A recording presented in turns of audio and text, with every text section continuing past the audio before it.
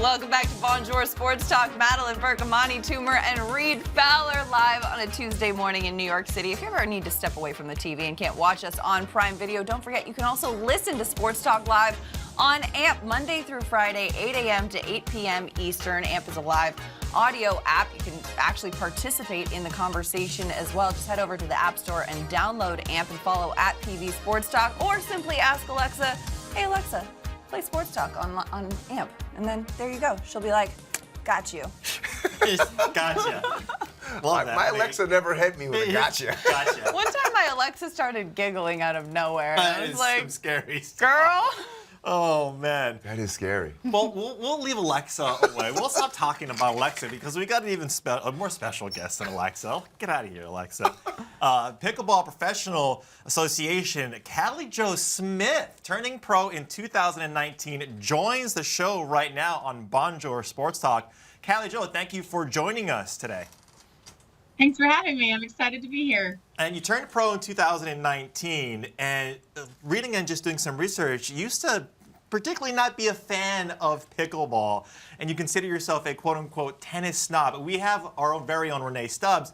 She is not necessarily a fan yet, but we want to try and get her onto the pickleball side. So what changed for you in that time frame?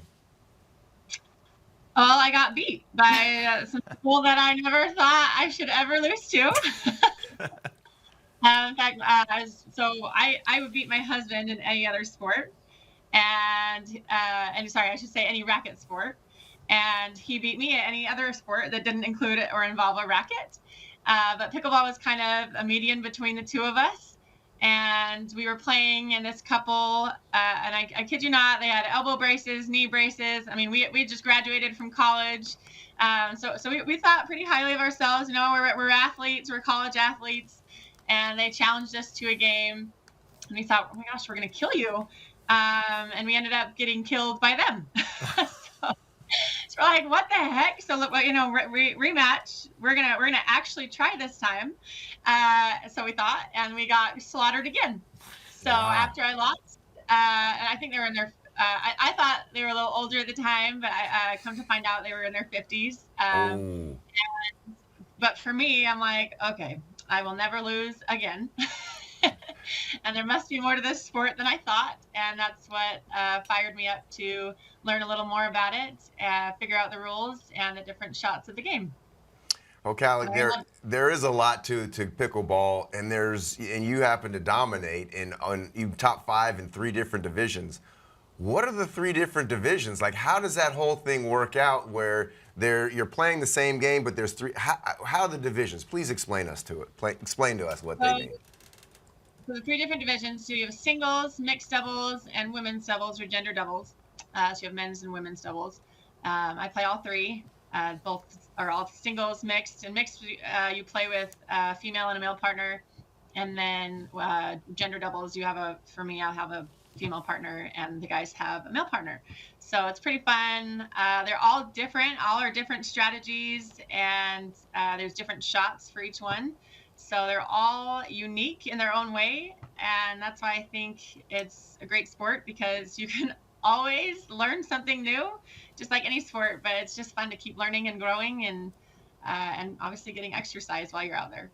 Well, and you mentioned the women's doubles too. You and Catherine Parenteau, of course, great team in women's doubles. What goes into this partnership, this pickleball partnership? What makes a great duo in pickleball?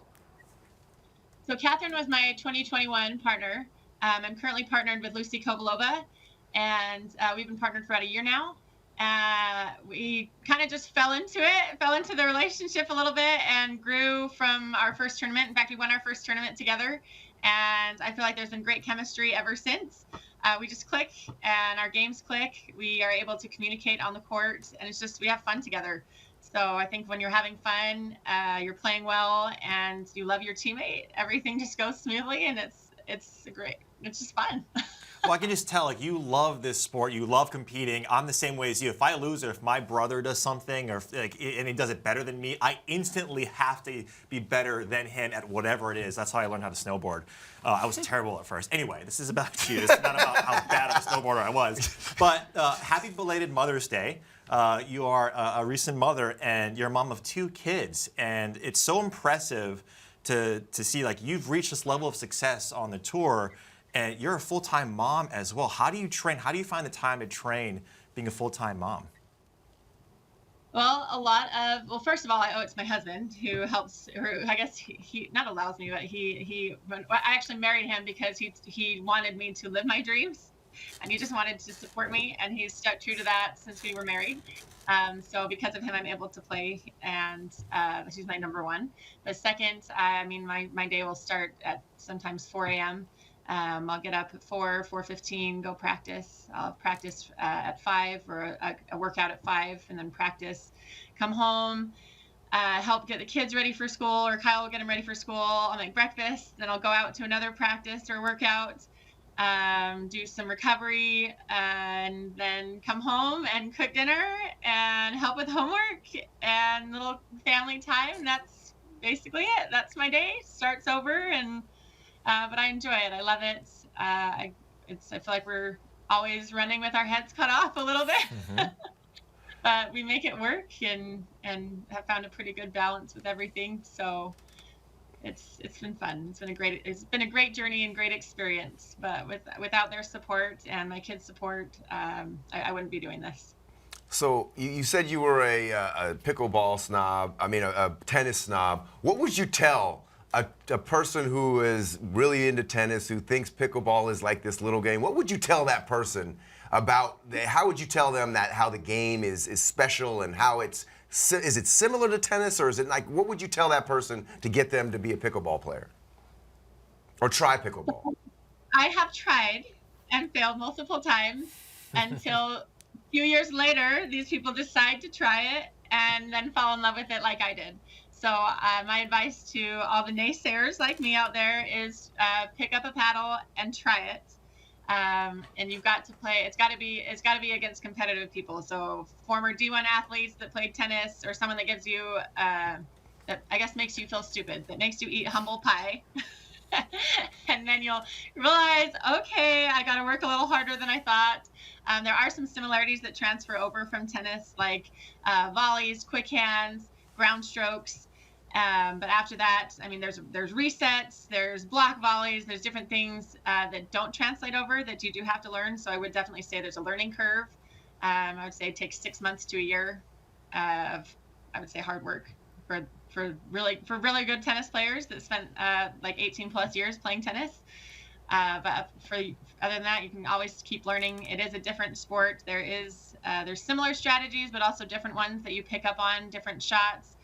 The volley's different. You can't step into the kitchen, so you can't cut off angles as well. So that's a whole new shot. So it's different and fun. And everybody that's tried it, all my old teammates, in fact, are getting into it. It's fun. It's fun to see the growth and see people love it who hated it before. Callie, I mean, you mentioned the growth. Pickleball seems to be everywhere lately, and especially over the last couple of years, it's just growing exponentially. One of the things I love learning about the game is just the different characters, the different personalities, the different people, much like yourself, who are playing the game, and the stories that brought everyone here. One of the things that I find that I love about you, too, is that every time you're on the court, you wear a long braid that's earned you the nickname Rapunzel. Do you like the nickname? Who gave you the nickname? What's the backstory there? Are we supporting this nickname? So I do. I usually have my hair in a braid. It's not, but it's very long, so I can't play with it on the court. I have to braid it. But Ben Johns, the #1 male player right now in the world, he actually nicknamed me Rapunzel. So just remember, he's like, "Hey, Rapunzel," and just called me that, and kind of stuck with other people. So I'm fine with it. I've always loved my long hair. I cut it one time and hated it, so I've grown it out ever since. Yes, I don't mind the nickname. That's where it came from. And is there a lot of similar strategies? I know you were talking earlier about tennis moving and transitioning into pickleball, and you said the angles aren't always the same and you can't really cut off in the kitchen. Do you still bring a lot of that strategy that you had when you were playing college tennis into your pickleball, your professional approach to the game? Not all of them, but some of them. I mean, you want to get people off balance. You want to move them around, set up a point. So as far as setting up a point, that part's the same, where you're trying to create an opportunity to be offensive. or working the ball around until you create an opportunity to come in. Like for tennis, you hit an approach shot, come in and volley. In pickleball, you move the dink around, move the ball around, look for something high that you can attack or be aggressive, or you create more offensive strategies or offensive shots by actually aiming at the person.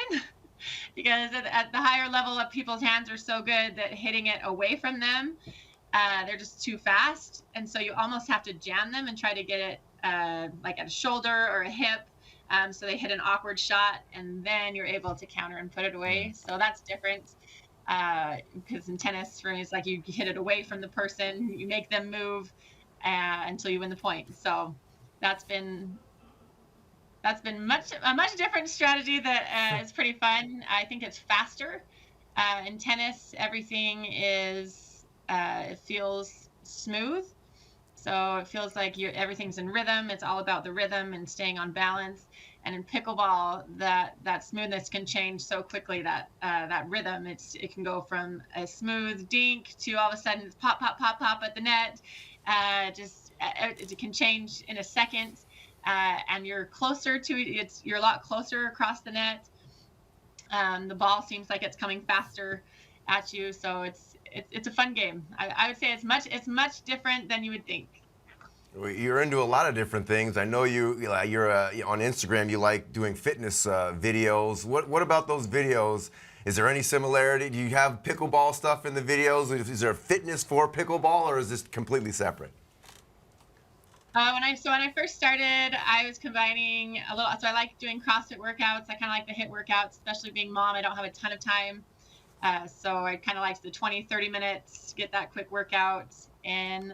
So I started with a little bit of CrossFit HIIT type workouts, and soon realized, because the tour is all year long, that we don't have an off season. And so I was overtraining a little bit. And so now it's more, for me, focusing on recovery, but still maintaining my strength. So working on mobility. And I do share that on my workout Wednesdays as well. So the things that I'm learning and growing, I like to share with others, because I want to help other people get better too. And the journey, and pickleball is new. It's new enough anyways. So I've only been in it for 5 years. And I think it's, as the years go on, the sport's growing, people are adapting, new shots are coming, the game, especially with the equipment, the advancement in equipment, the game's changing quickly, and so are like training programs for me. And so the different shots or different movements that I notice on the court, I'm like, okay, here's where I need to get stronger. This is what I need to work on. I need to do more side lunges, maybe these different planes that I need to focus on, instead of the up and down plane that I was working on with the CrossFit. So I'm trying to do more, I should say, pickleball type workouts that will help me on the court, in addition to off the court, and staying healthy both on and off the court. Callie, you're an 11-time PPA champion, one of the most dominant pickleball players of all women that play this game, and a mother, and just kind of another testament to just how strong and how much women can do. And I'm so curious, if you look around the world of sports, are there other athletes, other females, other women with children that you look to and you think, that inspires me to bring my best every day as well? So I would say, honestly, for me, my mom, so she had 6 kids, 2 sets of twins. I'm one of those sets of twins. And the fact, for everything that she was able to do, she just inspired me and wanted to help all of us live our dreams and be the best that we could be. And just her inspiration and the work that she put into helping raise us, and the example that she set, just motivated me to try to be my best and be the best mom, the best everything that I could be too. But any mom I've ever come across, honestly, is to me a saint and a trooper. And I think women are powerful and strong and courageous, and the things that we go through, whether you're playing a sport or not, it's just amazing. And so yes, I think there's in fact a couple, I think 1 or 2 more ladies on the tour that have kids, and they are awesome too. They're hard workers. They set goals for them and their kids. It's just, I think it's awesome that the work that people put in, but it's also rewarding. It's a rewarding thing to be a mother and to also live your dream and work hard. And I think it shows your kids and that they can live theirs too. even if you feel like you may not be spending as much time as you want with your kids, I think that they can learn and grow from that example as well. Callie, you are a star. You have 3 more fans right here on the desk. We thank you so much for joining us this morning on Bonjour Sports Talk. We'll be watching, we'll be rooting on one of the stars of the PPA Tour, Callie Jo Smith. Thank you so much.